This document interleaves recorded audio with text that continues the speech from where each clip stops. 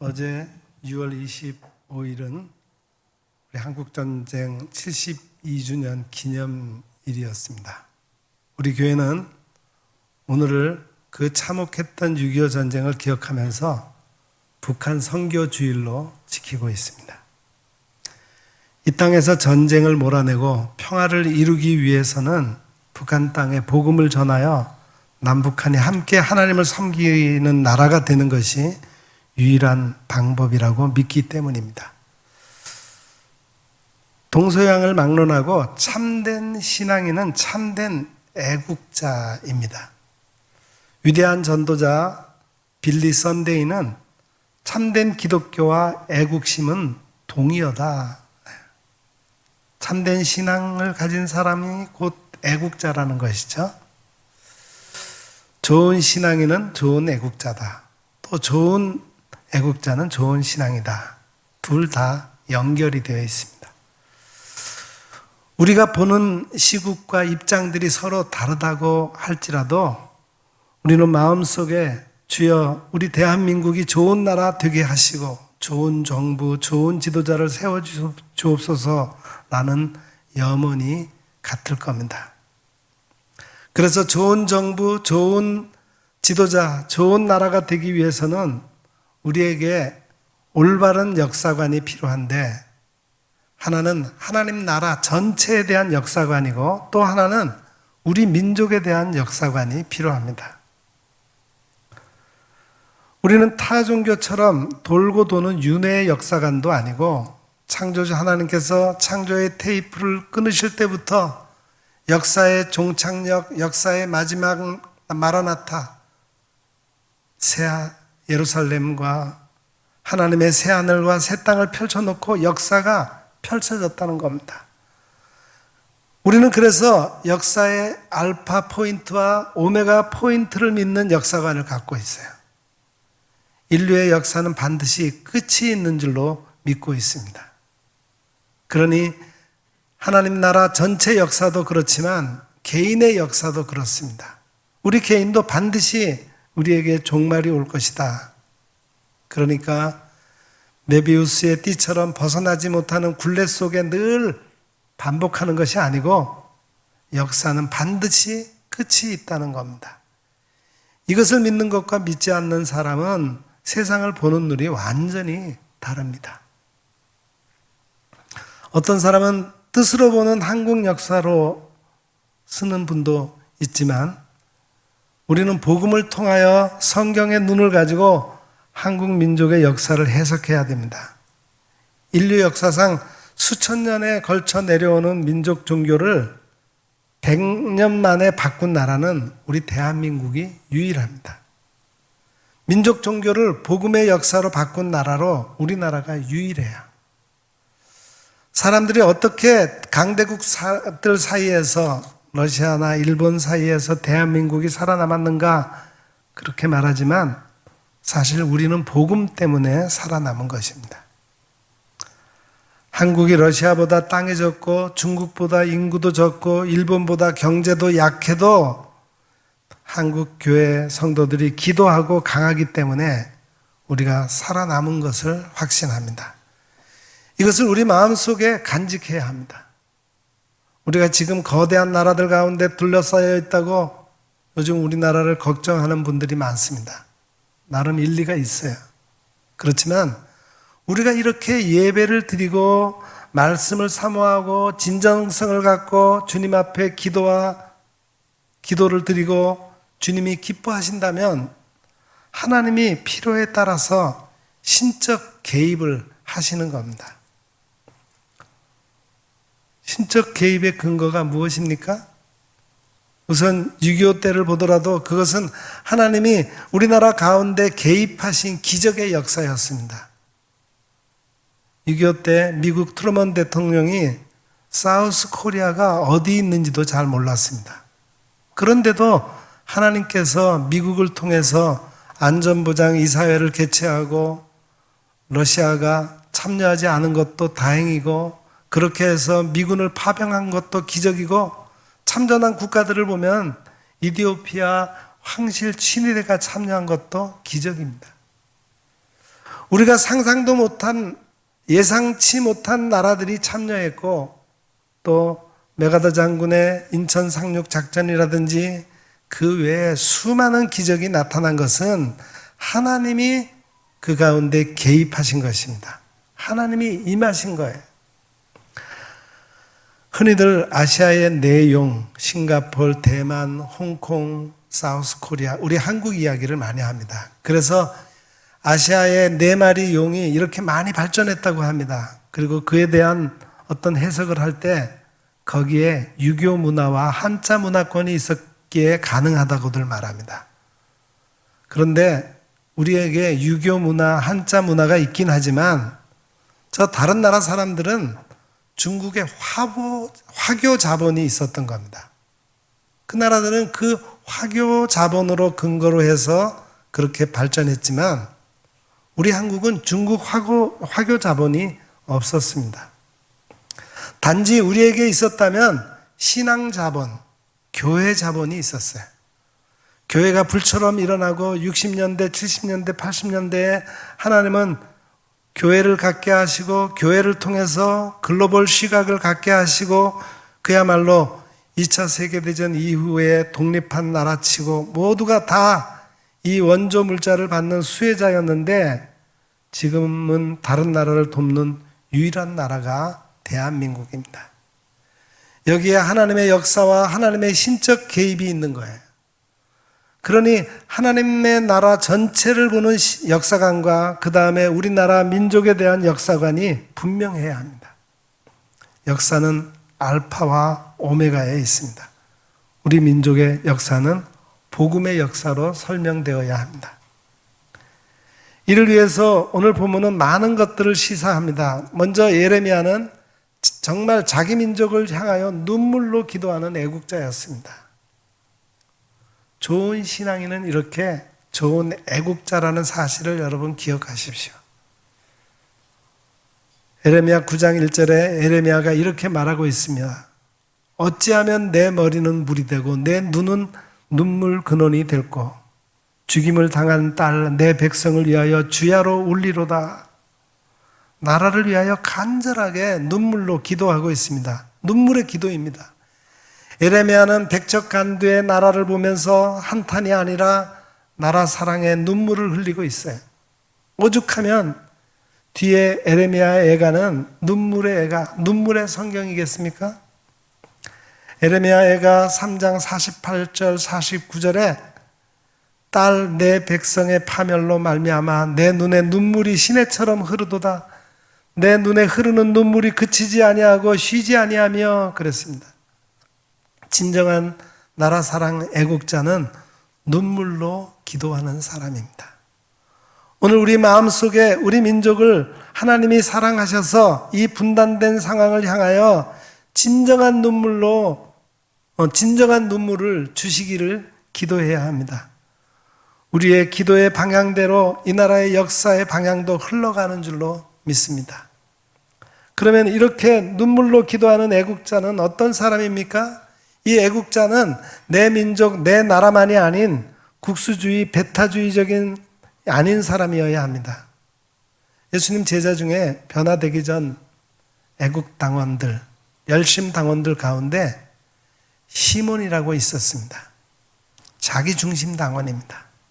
그 열심당원 셀로딘 시몬과 진짜 하나님 나라에 대한 사도 바울의 진정한 애국은 차이가 있었어요. 열심당원의 애국과 사도 바울의 애국은 배타주의적, 자기중심적, 민족주의적 그런 애국이 아니라 성경적 애국, 글로벌 애국은 성경중심, 자기 민족의 사랑을 통해서 온 세계를 사랑하는 것입니다. 우리 민족만 잘 되면 뭘 합니까? 우리가 잘 돼서 다른 나라도 잘 되어야 합니다. 이것이 땅끝까지의 비전과 연결이 된 거예요. 이런 차원에서 오늘 말씀은 신앙인의 애국은 일반 사람들이 말하는 민족주의자들이 말하는 애국과는 결이 다른 것입니다. 어떻게 결이 다릅니까? 신앙인의 애국은 이념이나 사상을 뛰어넘는 것입니다. 잠언 14장 34절에 공의는 나라를 영화롭게 하고 죄는 백성을 욕되게 하느니라 했습니다. 신앙인으로서 진정 나라가 잘 되게 하는 것은 공의가 세워짐으로 말미암아 국가와 개인의 죄가 처리되는 것입니다.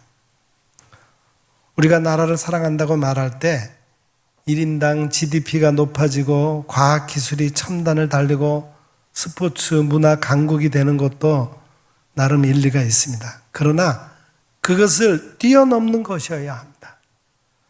그런 것들도 나름 민족적 애국이라 할 수 있지만 국가의 죄가 여전한 상태로는 하나님이 원하시는 애국의 길로 절대로 갈 수 없습니다. 진정한 애국은 살아계신 하나님께 인정받는 나라와 민족이 되게 하는 것입니다. 그게 국수주의적 애국과 사도 바울이 갖고 있는 나라 사랑의 차이입니다. 하나님은 늘 그 시대와 국가를 하나님의 공의의 저울로 달아보십니다. 지금 G2, 거대한 중국과 미국 사이에서, 러시아와 일본 사이에서 우리가 어떻게 살아남아야 하는가 많은 걱정이 되겠지만, 우리가 진정으로 하나님 앞에 돌아보면서 우리의 기도의 무게, 하나님이 공의의 저울로 달아보실 때 우리의 예배의 무게, 말씀의 무게, 선교의 무게가 더 무게가 나갈 수 있다면 하나님은 이 민족의 역사를 인도해 주시는 겁니다. 얼마나 중요합니까? 코로나 팬데믹 상황 가운데서도 이렇게 열심히 모여 하나님의 백성들이 사모하는 예배의 무게, 기도의 무게, 말씀의 무게를 하나님의 저울로 달아보시고 이 민족을 하나님께서 인도하시는 겁니다. 그러니 우리 마음속에 기도와 말씀의 무게를 하나님이 달아보시며 이 민족을 지켜주시기를 원합니다. 그래서 우리는 기도해야 하는 거예요. 좋은 애국자는 눈물로 기도하는 신앙인입니다. 눈물로 기도하는 신앙인은 좋은 애국자들입니다. 여기에 우리가 다 동의할 수 있기를 소망합니다. 다음, 어떤 경우에도 하나님의 선하심을 믿으십시오. 예레미야 29장 11절에 여호와의 말씀이니라 너희를 향한 나의 생각을 내가 아나니 평안이요 재앙이 아니니라 너희에게 희망과 미래와 희망을 주는 것이니라 그랬습니다. 여기서 우리가 깨달을 수 있는 것이 있어요. 여기서 하나님의 심정은 평안이라는 거예요. 평안은 히브리어로 샬롬이라고 하죠. 하나님의 통치권 아래 있는 것, 그것이 샬롬입니다. 우리 주님은 하나님의 온전하심 같이 너희도 온전하라 하셨습니다. 나라 사랑도 온전함으로 더 성숙해져야 하고 다듬어져야 합니다. 나라 사랑에 대한 것을 더 기억해야 할 것은 여기서 우리가 적극적인 생각이나 낙관적인 것이 아니라 우리의 포커스가 미래의 희망의 포커스가 아니라 미래의 희망을 주시는 선하신 하나님이 우리의 포커스이어야 합니다. 희망의 미래보다 중요한 것은 희망의 미래를 인도하시는 하나님을 믿어야 한다는 겁니다. 예레미야 상황이 지금 어떤 상황입니까?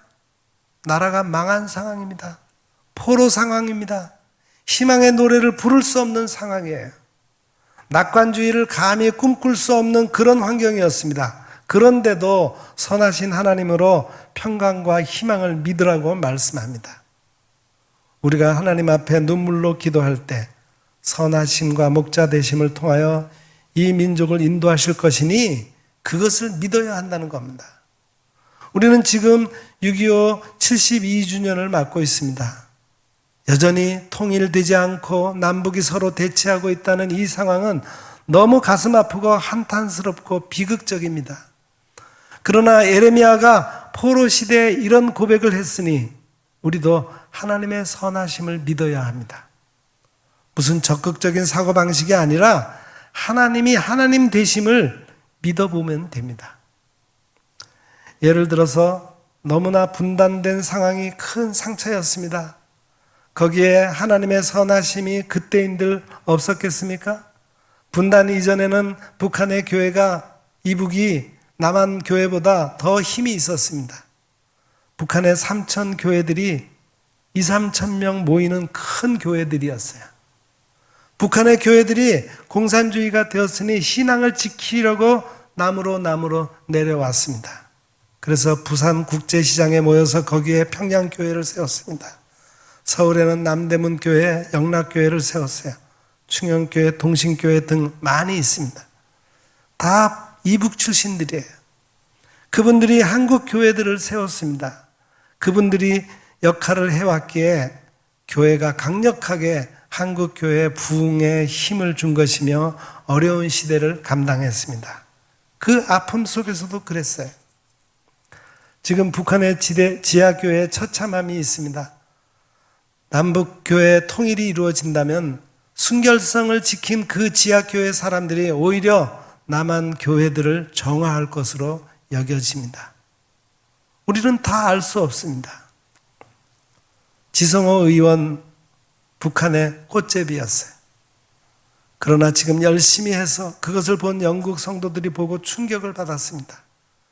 영국이나 유럽 사람들은 충격을 받은 거기에도 하나님의 선하심이 계시는 것입니다.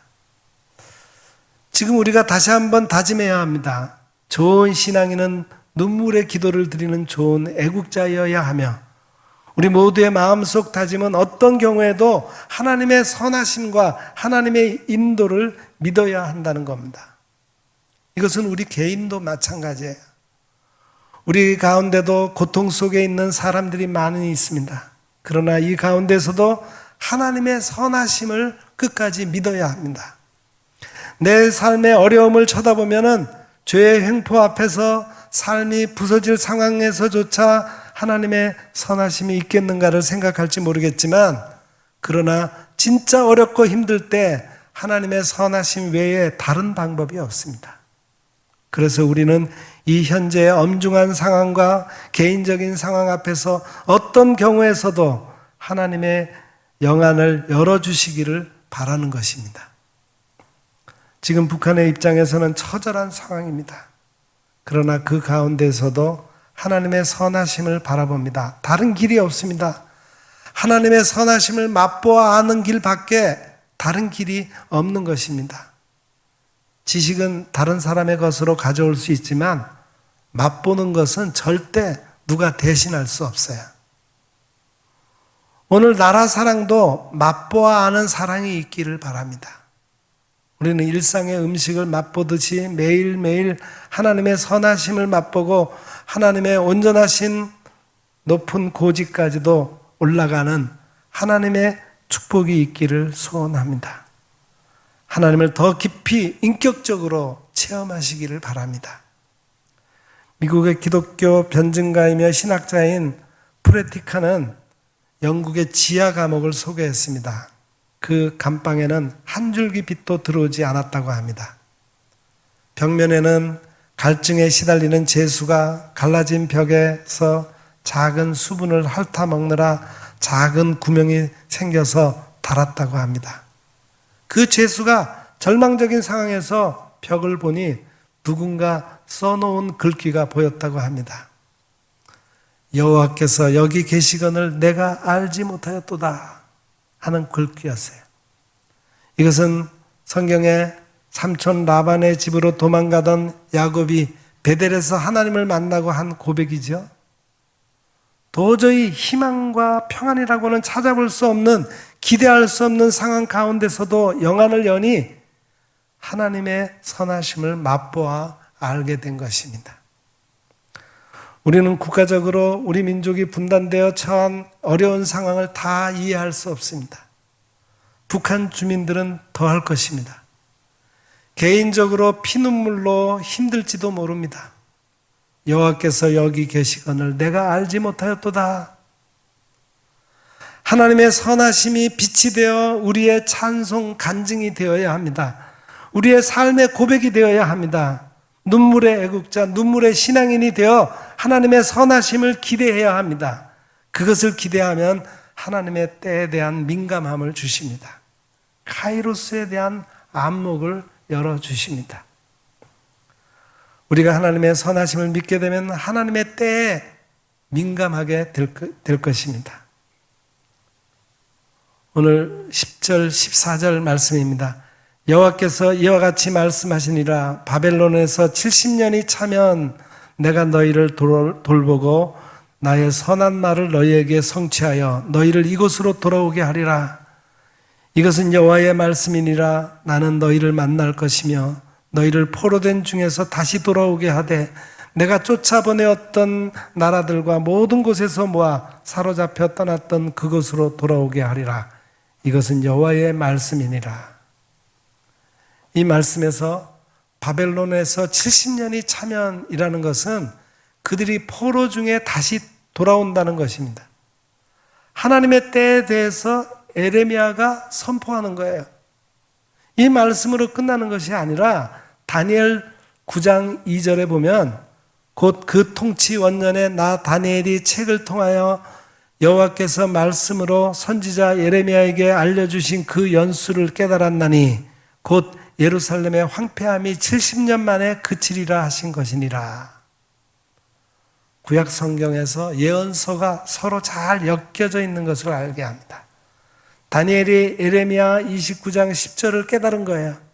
지금 다니엘 선지자가 뭘 통해서 깨달았냐면은 선지자 예레미야를 보고 깨닫고 그대로 이루어져서 이스라엘 민족을 해방하실 것을 깨달았던 것입니다. 그리고 다니엘은 다시 다니엘 9장 3절에 보면 내가 금식하며 베옷을 입고 죄를 덮어쓰고 주 하나님께 기도하며 간구하기를 결심하고 라고 했습니다. 다니엘은 아무 흠이 없는 사람이었습니다. 구약 성경에서 완벽한 사람 셋이 있는데 요셉, 사무엘, 다니엘입니다. 그 중에 두 사람은 약간의 흠이 있었지만 다니엘은 가장 완벽했어요. 아무 흠이 없었습니다. 그러나 다니엘은 민족의 죄를 자기의 죄로 알고 하나님께 눈물로 기도합니다. 민족의 죄를 자기 죄로 여기고 하나님의 때를 알고 회개의 기도를 전심으로 합니다. 하나님의 때에 대해서 통찰력을 가져야 됩니다. 나름 방향을 잡아야 합니다.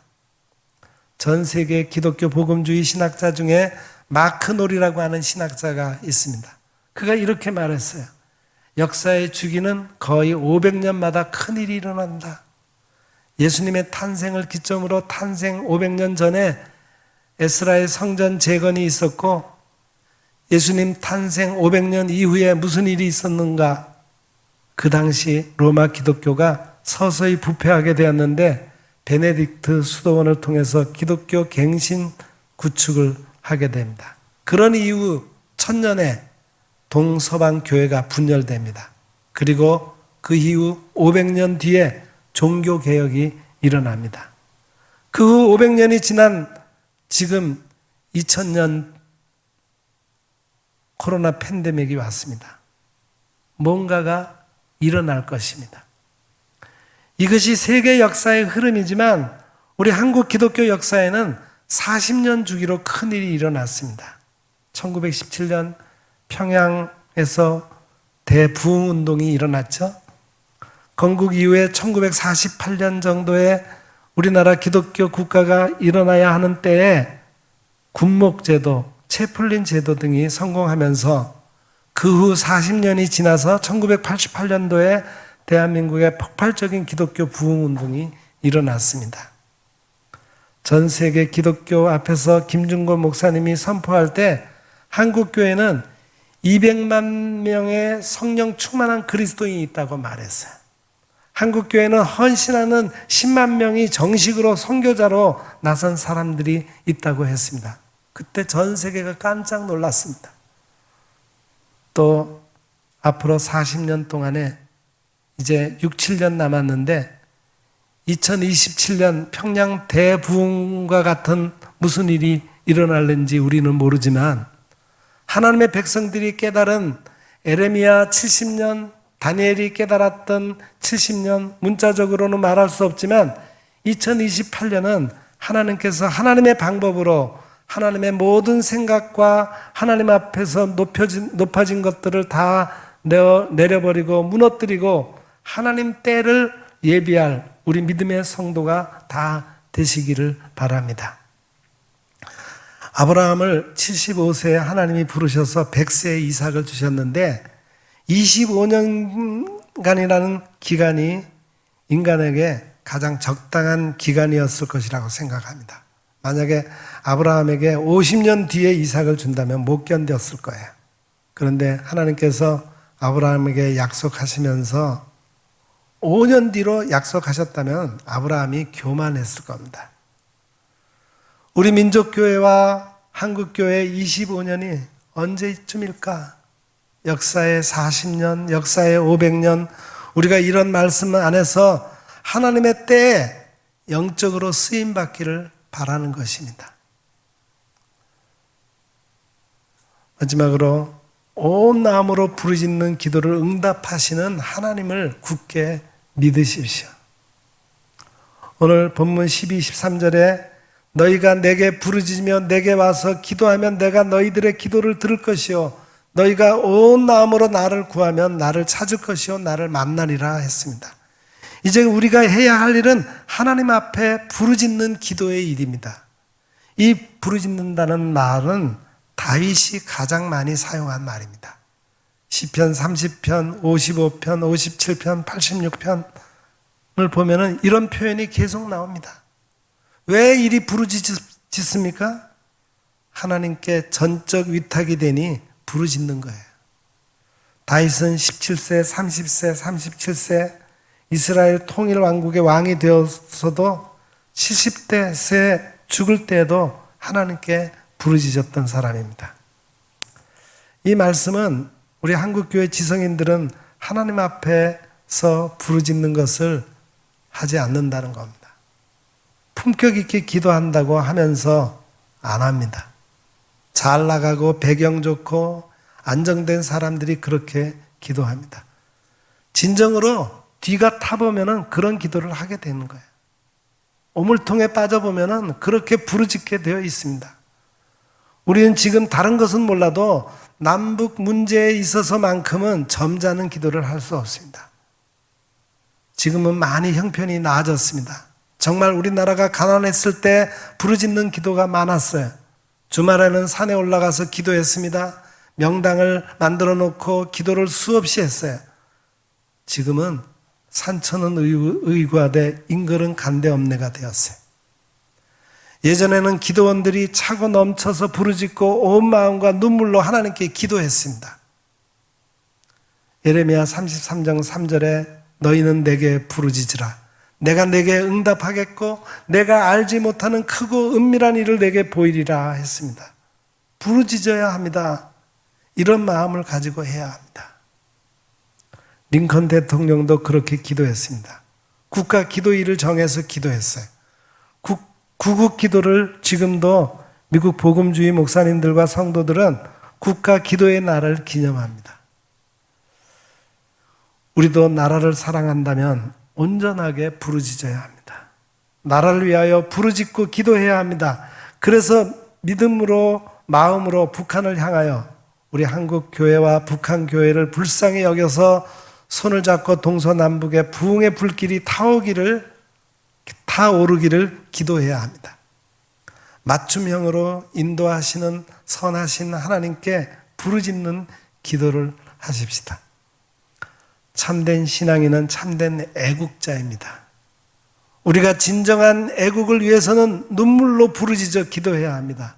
눈물로 기도를 한다면 열방과 우리 민족이 복을 받게 되니 어떤 상황에서도 하나님의 선하심을 믿고 끝까지 간구하고 기도해야 하겠습니다.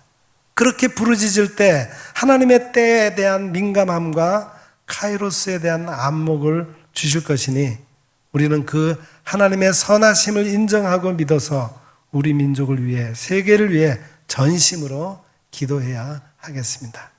기도하겠습니다. 우리 민족을 사랑하시는 하나님, 참혹한 전쟁에서 우리나라를 지켜주시고 이렇게 발전된 나라를 이루게 하신 것, 하나님의 역사 가운데 이루어진 것임을 알고 감사를 드립니다. 아직도 분단된 이 나라를 보면서 우리가 진정 나라를 위해 눈물로 기도하는 사람이 되게 하옵소서.